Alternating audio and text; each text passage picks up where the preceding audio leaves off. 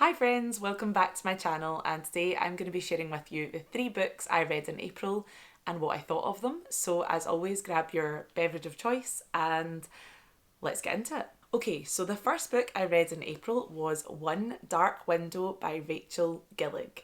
So genre-wise, this is a gothic fantasy and there's also elements of romance in it. So it's quite different from the books that I generally pick up, but my best friend Sinead sent me this. She was my little book fairy and she sent me it off my Amazon wish list because this is one of her favourite books. It's actually a duology, so I've still to read the second one. But thank you so much, Sinead, if you're watching, for sending me this book. So I wrote a little synopsis and I was going to try and just paraphrase it to look more natural on camera, but honestly, I like the synopsis I've written, so I'm just going to read it. So, in the town of Blunder, Providence cards are the greatest currency, but not all magic is accepted. There is a terrible sickness, and our main character, Elspeth Spindle, comes down with this sickness as a child, but her family keeps it a secret. This sickness can imbue you with magical properties, but as we learn in these books, all magic comes at a cost. As Elspeth grows up, she forges an alliance with the mysterious character of Raven Yu, and they set out to set things right. Theme wise, there is magic, there is romance, and power is a big theme in this book as well.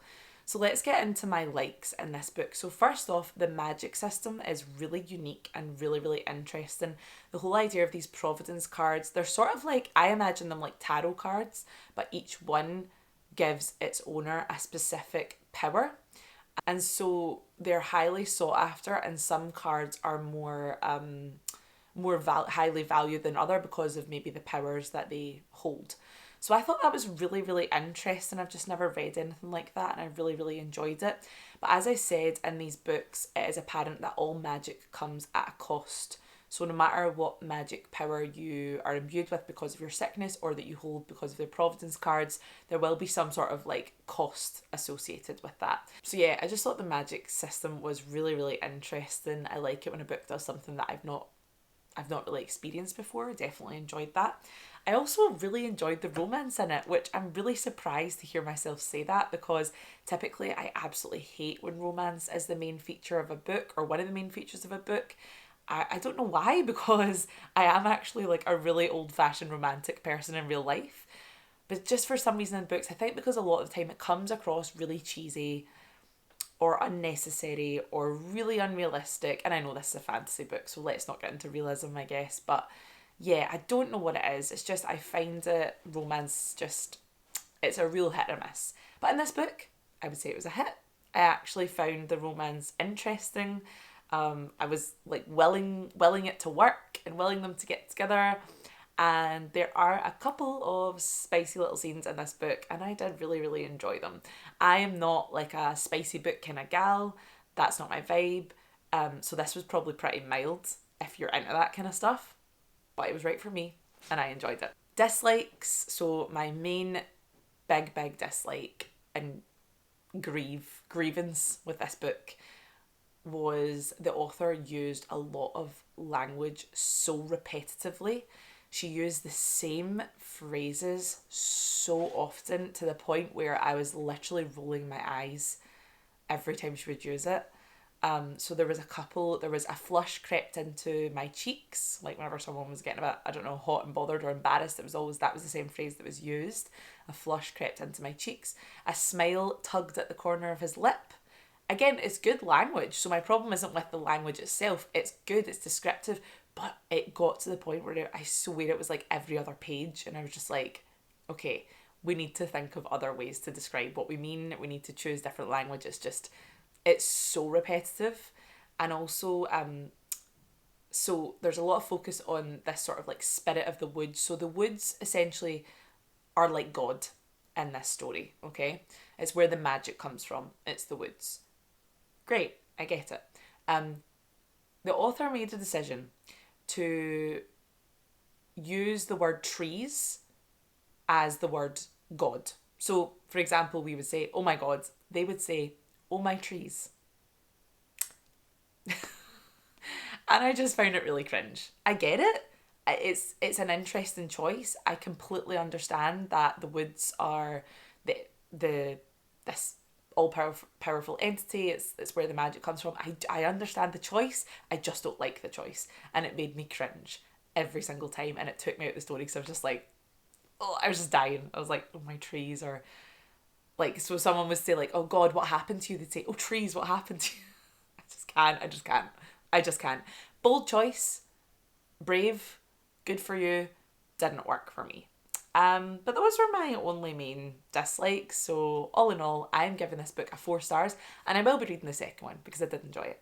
Okay, next up we have Medea by Rosie Hewlett. This is a Greek mythology meets witch lit kind of book. There's going to be no surprise here, right? I'm obsessed with this. Let me read my little synopsis I wrote. So, I have written, Medea is a witch born into a society that hates her kind. She is abused by pretty much everyone in her life. So when Jason, leader of the heroic Argonauts, arrives on a quest to take her father's golden fleece, Medea sees a chance for her escape and a new life with the charming hero Jason. However, looks can be deceiving. So, themes in this book. Witchcraft, narcissism, and good versus evil are the main themes. So let's get into my likes of this book. First of all, the actual book, this is very surface level, but the book is absolutely beautiful. I still wish I got the Sprayed Edges special edition. I didn't get it, so we're not going to talk about that. Moving swiftly on. The writing in this book was so evocative and powerful. It just, you were in the world. You were in the world with them, and I love that, and that is why I love Greek mythology books in general, because that is a common theme I find, but particularly with Rosie Hewlett, and this is the first book I've read of her. I believe she has another called Medusa, I think, or at least it's about Medusa, I think. But yeah, really evocative, really, really powerful. And if you have never heard of Medea before, she typically is not looked upon as a very sympathetic character. She's typically hated because of the things that she does. And I get it. She makes some very poor, very questionable, very, very concerning choices throughout this book and throughout her story. However, Rosie Hewlett has really made you understand why Medea does what she does. Not necessarily agree with her, but you can understand how her mind has gotten to that place, let's just say. Another like I have in this book is that my favourite character so far in Greek mythology, Circe, makes an appearance in this book because Circe is Medea's aunt and she is also a witch. So she kind of takes on the role of training and mentoring Medea at the start of this book. And I got so excited when Circe came in. I was like, oh my God. I was like a fangirl. It was so weird. So yeah, I really enjoyed that. Another thing, it feels weird to say that I liked this in the book, but I did like it, was how the themes of narcissistic abuse was dealt with and portrayed in this book. So Jason, Medea's love interest, straight off the bat is a textbook narcissist. It's all about him. He's the big hero. He's the leader of the Argonauts. He's going to steal the golden fleece and he's going to return victorious. And it's just all about him. And I just hate him. I just hate him. And I always have. Like, I've seen the play, Medea, the Liz Lockhead version. We did it when I was in college. I wasn't in it, but I seen it. And I've read a bit of Euripides' Medea. And I have always hated Jason. I've always been like, you're an ass. Like, you're such an asshole. Like, shut up. But oh my God, in this book, it was actually painful to read. And partly because I have my own experiences with narcissists in my life, I could relate to the gaslighting and the effects that has on a person. You really feel like you can't trust yourself. You question everything. And you get caught in this cycle of like trying to get the narcissist on your side and doing whatever you can to to just appease them. And that is really the cycle that unfortunately Medea gets into. And it's also heightened because throughout her life, people have abused her, her father, her brother, her mother greatly neglected her. So you can really understand how she falls for all of Jason's love bombing and just becomes so trapped in this cycle of trying to please him. It's honestly painful to read. But I would say it was a like because it was very, in my view, a realistic view of narcissistic abuse. So I guess that's a good thing. I always try and include a dislike or something I wish the author could have done better, but honestly in this book, I can't think of one at this moment in time. I really can't. I just love this book. I just thought it was so impressive, so good, and I'm really looking forward to reading more from this author. So I gave this book 5 stars. Okay, the last book I read in April, I didn't actually read it, I listened to it, and that was the audiobook Green Lights by actor Matthew McConaughey. So obviously, genre-wise, this is a celebrity memoir, and let me just read out my little synopsis for this one. So Matthew McConaughey takes us through his whole life, from childhood to Hollywood to his more settled family life now. He's a fantastic storyteller. Often his stories are wacky and hilarious, but always heartfelt, and usually with some sort of message behind them. He may appear cocky on the surface, but he definitely has a deepness and vulnerability to him. So themes in this memoir are life lessons, Hollywood and the acting industry, and his family. I really liked Matthew McConaughey's honesty. He came across very candid and very naturalistic, and obviously that could have been because I was listening to him narrate it, so I was actually hearing it in his own words. He came across very well. I thought, I like Matthew McConaughey. I know some people find him a bit cocky and a bit arrogant.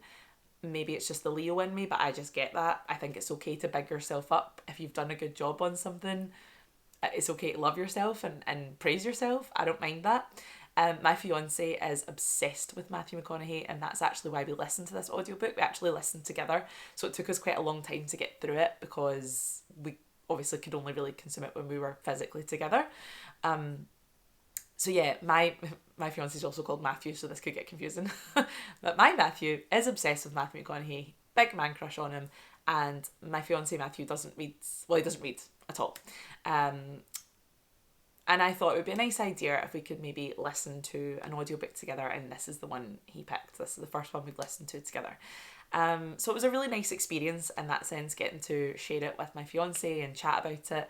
And yeah, a lot of Matthew McConaughey's stories were just so wild, but really enjoyable to listen to, and even more enjoyable because it was actually him talking about it. So you could like hear the humour in his voice, or like conversely, the maybe sadness, bitterness, anger, everything that he was kind of feeling. He's got a really good way with words, and I think he's got a really interesting way of looking at the world. One particular passage that I just thought was so lovely was when he talks about his wife and his experience of becoming a father. Like, actually made me like kind of emotional. It was so sweet and so heartfelt, and I feel like we don't often see that side of him, or really a lot of males in the acting industry or celebrity, like male celebrities in general.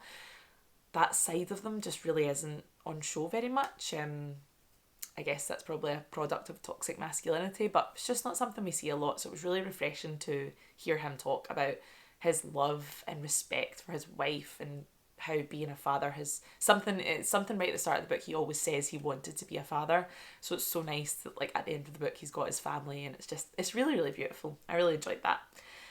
My only dislike would be it was maybe a little bit too long, but honestly that could just be because it took me and my fiance quite a long time to listen to it when we were together, so that would be a very small dislike, if you want to call it that.